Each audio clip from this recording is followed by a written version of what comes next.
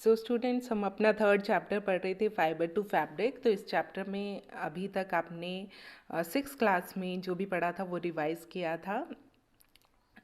You have revise about importance of clothes.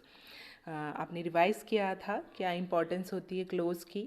They protect us from heat, they protect us from cold, and they make us look nice and decent. Then आपने recall किया था जो आपने six class में पढ़ा था, what is fibre. A material which is available in the form of thin and continuous strand is called fiber. There are two types of fiber, natural fiber and man-made fiber or synthetic fiber. Then types of fibers. Natural fibers, the fibers which are obtained from plants and animals are called natural fibers. For example, cotton, jute, silk, wool, and man-made fibers. The fibers that are synthesized in a lab are called man-made fibers. For example, nylon, acrylic, terylene, terracotta, polyester, etc. Then you recalled about types of natural fibers. This you have already studied in class 6. Plant fiber, the fibers which are obtained from plants and animals are called plant fibers. For example cotton, jute and flax. यहाँ पे थोड़ा सा गलत लिखा गया है। The fibres which are obtained from the plants are called plant fibers, and the fibers which are obtained from the animals are called animal fibers. For example, silk and wool. तो इस चैप्टर में अब हम पढ़ेंगे animal fibres के बारे में। So the common animal fibres are wool and silk. तो इन दोनों के बारे में ही इस चैप्टर में हम पढ़ेंगे कि किस तरह से वूल को प्रोसेस किया जाता है टू मेक यार्न, और यार्न से फिर फैब्रिक बनाया जाता है। और वैसे ही सिल्क कैसे यील्ड करते हैं हम सिल्क वॉर्म से, और फिर उसको फाइबर में कन्वर्ट करके फैब्रिक बनाया जाता है।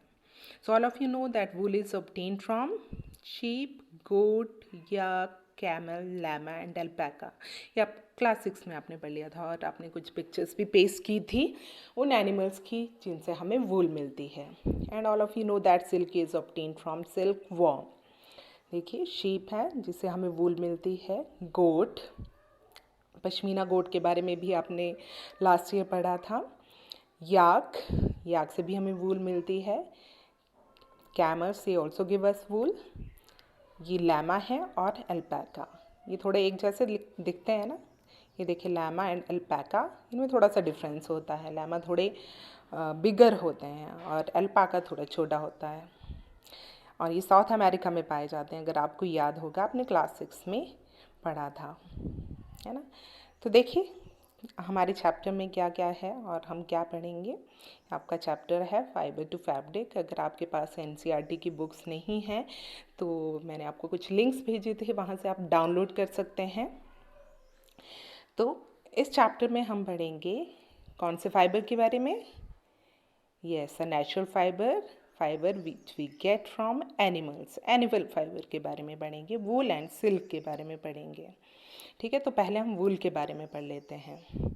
अभी आपने देखा कि wool comes from sheep, goat, yak and some other animals. तो इन एनिमल्स को क्या कहते हैं हम? वूल यील्डिंग एनिमल्स, है ना। इनकी बॉडी पे हेयर होते हैं, बिल्कुल वैसे ही जैसे हम सब लोगों की बॉडी पे भी हेयर होते हैं। एक एक्टिविटी दी गई है, देखिए आपके लिए एक्टिविटी 3.1 दी है। आपको क्या करना है? You have to feel the hair on your body.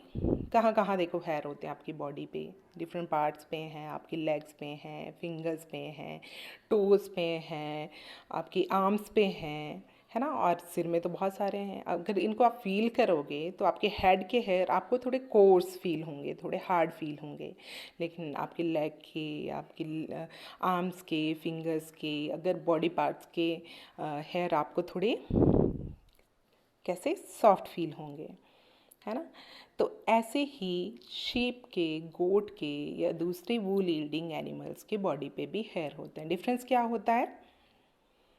उनकी स्किन बहुत ज़्यादा हेयरी होती है, बहुत ज़्यादा हेयर होते हैं, बहुत ज़्यादा बाल उनकी बॉडी पे होते हैं, है ना।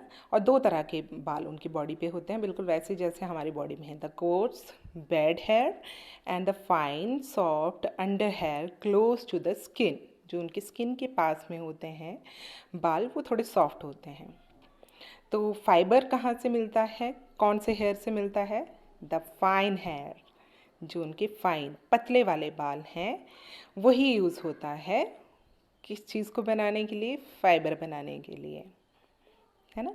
तो कुछ ब्रीड्स हैं शीप की जिन पे सिर्फ फाइन अंडर हेयर पाए जाते हैं, है ना। तो उनको चूज़ कर लिया जाता है, उनके क्रॉस ब्रीडिंग करवाई जाती है और जो नए एनिमल्स होते हैं फिर उनसे बहुत अच्छी वूल हमें मिलती है ना। तो इसको हम कहते हैं सिलेक्टिव ब्रीडिंग। तो लास्ट की लाइन देखिए, the process of selecting parents for obtaining special characters in their offspring such as soft under hair in sheep is termed selective breeding, है ना। सिलेक्टेड पेरेंट्स को चूज़ कर लेते हैं हम जिनकी बॉडी पे फाइन हेयर होते हैं, जिनसे अच्छी वूल मिलती है, उनको सिलेक्ट कर लेते हैं और उनकी क्रॉस ब्रीडिंग करवाई जाती है। और जो उनके ऑफस्प्रिंग होते हैं, उनके बच्चे होते हैं, वो फिर ऐसी स्पीशीज़ होती हैं जिनसे बहुत अच्छी वूल हमें मिलती है ना। तो इस सिलेक्शन को ही हम सिलेक्टिव ब्रीडिंग कहते हैं,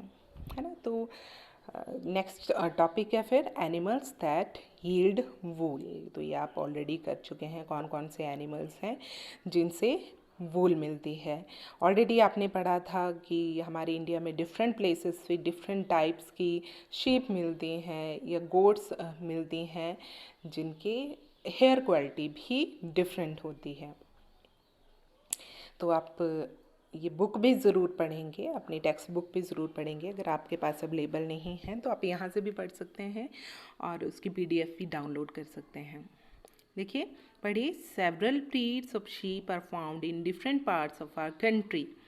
एक टेबल दिया है, देखिए नेक्स्ट पेज पे देखिए, ये देखो यहाँ पे अगर आप राइट हैंड साइड के कॉलम में जाएंगे, स्टेट वेयर फाउंड, और फर्स्ट कॉलम में सीरियल नंबर दी है, सेकंड में आपको नेम ऑफ ब्रीड दिया है। ये जो शीप हैं उनकी ब्रीड्स के नाम दिए हैं, लोही, रामपुर, बुशहर, नाली, बकरवाल, मारवाड़ी, पतनवादी, ये सारी ब्रीड्स के नाम हैं, शीप के नाम हैं, है ना। सेकंड कॉलम में दिया है कि उस ब्रीड की वूल की क्वालिटी कैसी है, उससे क्या बनता है और वो कहाँ पाई जाती है, थर्ड कॉलम में दिया है। तो लोही देखो, गुड क्वालिटी वूल इससे मिलती है और ये राजस्थान और पंजाब में पाई जाती है। रामपुर बुशहर, ये ब्राउन फ्लीस इससे मिलती है, उत्तर प्रदेश और हिमाचल प्रदेश में पाई जाती है। नाली, इसे कारपेट वूल मिलती है, राजस्थान, हरियाणा और पंजाब में पाई जाती है। बकरवाल, इसे शॉल के लिए वूल मिलती है, जो शॉल बनती है ना, ये जम्मू और कश्मीर में पाई जाती है। मारवाड़ी, ये गुजरात में पाई जाती है और इसकी वूल बहुत थिक होती है, कोर्स होती है ना। तो इससे रग्स बनाए जाते हैं, कारपेट वगैरह बनाए जाते हैं। पतनवादी, ये गुजरात में मिलती है। तो ये कुछ स्टेट्स के नाम हैं और वहाँ पे कौन सी ब्रीड्स पाई जाती हैं, इससे रिलेटेड एक एक्टिविटी है जो आपको करनी है। देखिए एक्टिविटी 3.2 है, आपकी बुक में दी होगी। आपको क्या करना है, collect pictures of animals whose hair is used as wool, stick them in your scrap book. अगर स्क्रैप बुक पे, आप स्क्रैप बुक पे रहने देना, आप अपनी जो क्लास नोटबुक है उसी पे करना है, साइंस की नोटबुक है उसी में करना है, जैसे आप पहले करते थे। आपने बिल्कुल वैसे ही ब्यूटीफुल वर्क करना है। बहुत सुंदर आपने नोटबुक्स बनाई थी, है ना। कैसे बच्चे एक बड़ा सा पेज लेके उस पर सुंदर पिक्चर पेस्ट करके उसको फोल्ड करके प्रेस कर देते थे, वैसे ही इस बार भी आपने काम करना है। If you are unable to get pictures, try and draw them from the ones given in this book, है ना। कई बार नहीं मिल पाती हैं पिक्चर्स आपको, स्टेशनरी की शॉप्स भी खुली नहीं हैं, आपको कहीं और से भी अवेलेबल नहीं हो पाती हैं, तो आप ड्रॉ करिए, आपकी ड्राइंग बहुत अच्छी है सब बच्चों की। Then find out words for sheep, goat, camel and yak in your local language and also in other languages of your country, है ना। कि शीप को, गोट को, कैमल या याक को आपकी लोकल लैंग्वेज में क्या कहते हैं, आपकी कंट्री की दूसरी लैंग्वेजेस में उनको क्या बुलाया जाता है, वो भी आपने लिखना है ना। पिक्चर पेस्ट करिए, ड्रॉ कर दीजिए, उसके नीचे उसका कॉमन नेम लिखिए, फिर आप नीचे उसके नीचे लिख दीजिए कि इसको इस लैंग्वेज में इस नाम से बुलाया जाता है, ठीक है। और दूसरी एक्टिविटी क्या है, आपको एक मैप चाहिए इंडिया का और वर्ल्ड का। उसको पेस्ट करिए and find out and mark the places on the map where you find animals that provide wool. Use different colours to denote the location for different wool yielding animals. तो ये आपके लिए दूसरी activity है. तो मेरे ख्याल से आज के लिए इतना काम काफ़ी है. तो आज के लिए इतना करिए और कल हम पढ़ेंगे कि कैसे फाइबर्स को वूल में कन्वर्ट किया जाता है, सॉरी यार्न में कन्वर्ट किया जाता है और यार्न से फिर फैब्रिक बनाया जाता है और कौन कौन से स्टेप्स इन्वॉल्व हैं इस प्रोसेस में, ये कल हम पढ़ेंगे.